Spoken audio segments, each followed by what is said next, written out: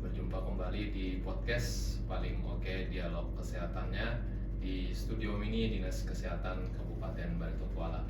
Sebagaimana biasa di episode-episode sebelumnya kita menghadirkan narasumber atau bintang tamu membahas tema-tema atau isu-isu yang sedang viral di masyarakat.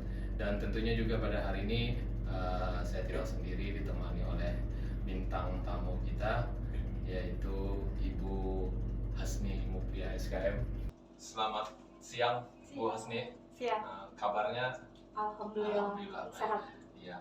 Jadi alhamdulillah bintang tamu kita pada hari ini adalah Ibu Kabid P2P Dinas Kesehatan Kabupaten Baritokwala, di mana tema yang akan kita angkat dalam kesempatan ini adalah terkait dengan pelaksanaan atau pencanangan Pekan Imunisasi Nasional Polio. Nah, apalagi ini sedang gencar-gencarnya ya, iklan-iklannya juga sedang gencar-gencarnya, ada di televisi maupun di media-media cetak dan online yang lainnya. Nah, hari ini kita akan bahas terkait dengan PIN polio tersebut.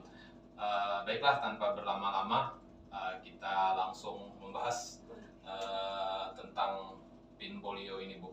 Nah, terkait dengan PIN polio mungkin bisa dijelaskan sedikit, Bu, terkait latar belakang ataupun apa sih PIN polio itu, karena mungkin masyarakat kalau yang kita zaman dulu itu kan sudah mendengar dulu tuh tahun berapa, 90-an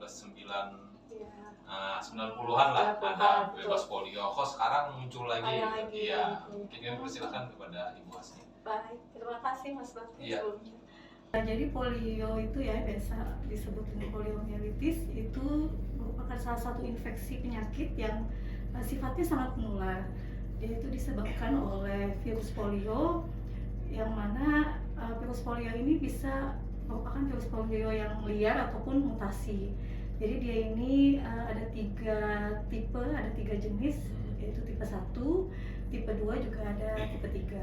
Di mana polio ini dapat menyerang semua umur. Namun yang paling sering terjadi itu biasanya pada anak-anak. Ya, betul. Oke. Untuk kita tadi sudah masuk secara umum untuk polio itu sendiri.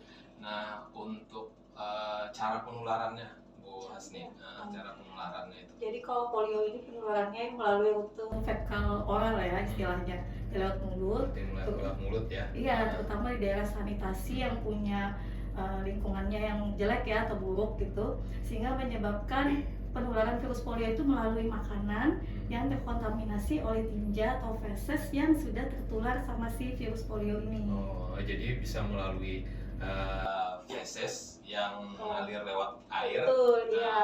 Dia kayak seperti diare juga. Betul, iya.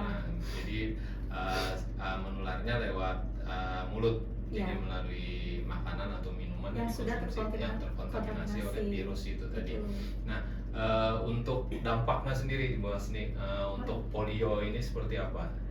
Jadi kebanyakan ya polio ini biasanya tidak menunjukkan gejala yang berat gitu ya. Biasanya mereka itu terinfeksi virus polio ini sekitar 25% itu mengalami gejala seperti demam, terus sakit kepala atau nyeri tenggorokan.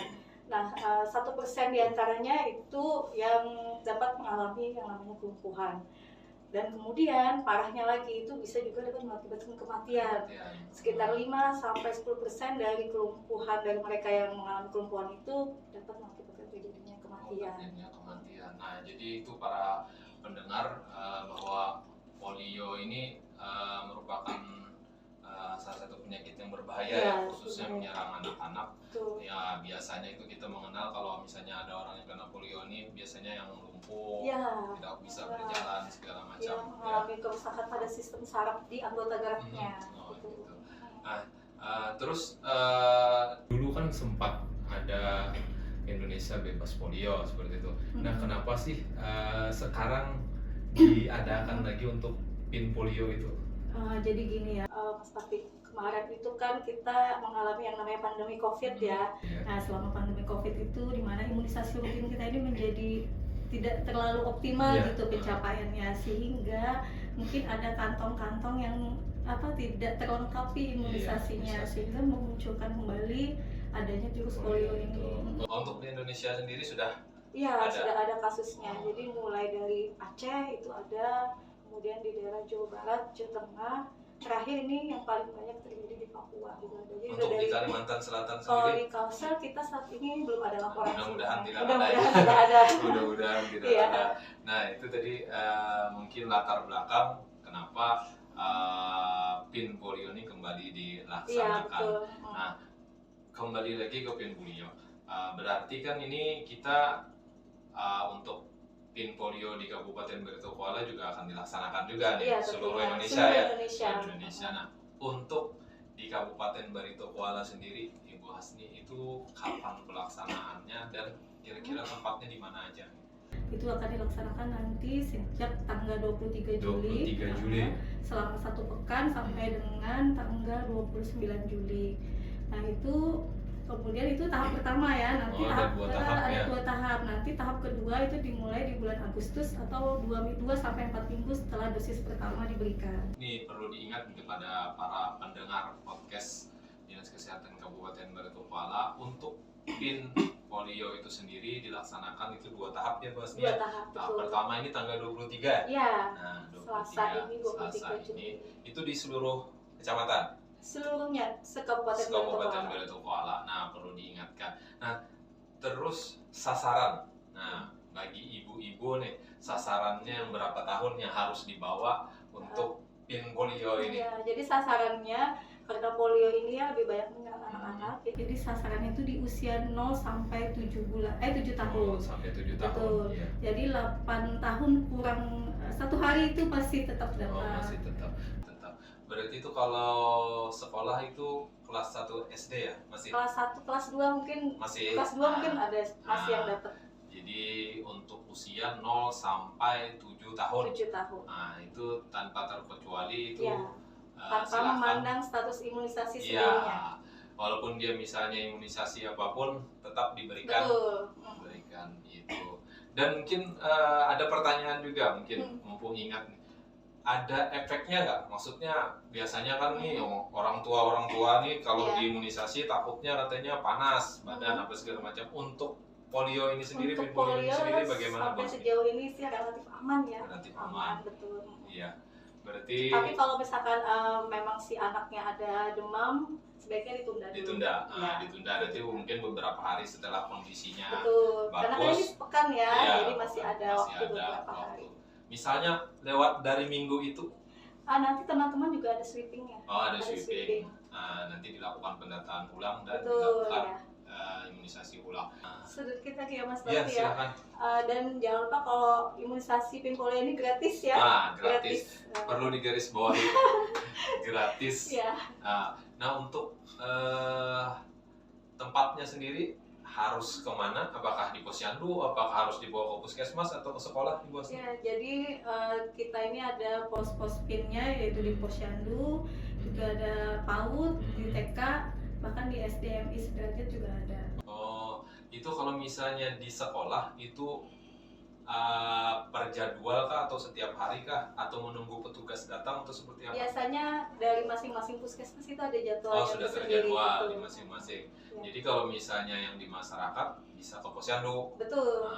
Atau misalnya ke Pos puskesdes. pelayanan kesehatan terdekat. Pos pelayanan berarti puskesdes atau pustu bisa. Bisa. Ya. Nah, jadi perlu diingat kepada para pendengar podcast Dinas Kesehatan Kabupaten Barito Kuala, jangan lupa catat nih tanggalnya, tanggal 23 Juli itu kita serentak di Kabupaten Barito Kuala akan melaksanakan PIN polio di fasilitas kesehatan atau di pos PIN terdekat. Jadi jangan lewatkan ya, karena mengingat penyakit polio ini adalah penyakit yang sangat berbahaya. Tadi sudah dijelaskan oleh bintang tamu kita. Nah, tak terasa mungkin kita di penghujung podcast kita, kita mau mendengarkan dulu mungkin closing statement atau hal-hal yang perlu disampaikan kembali kepada para pendengar podcast kita. Silahkan Ibu Hasni. Ya, jadi Bapak Ibu yang punya anak usia 0 sampai 7 tahun, ayo semuanya kita dukung dan kita sukseskan PIN polio 2024 ini agar anak-anak kita semuanya sehat dan terlindungi dan tidak ada wabah KLB polio di tempat kita.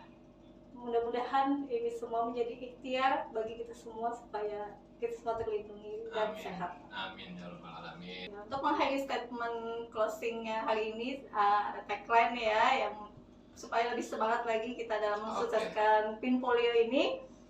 Kita mulai ya Pak Bakti ya. Siap. Barito Kuala bisa, Dinkes Batola sehat. Oke, luar biasa.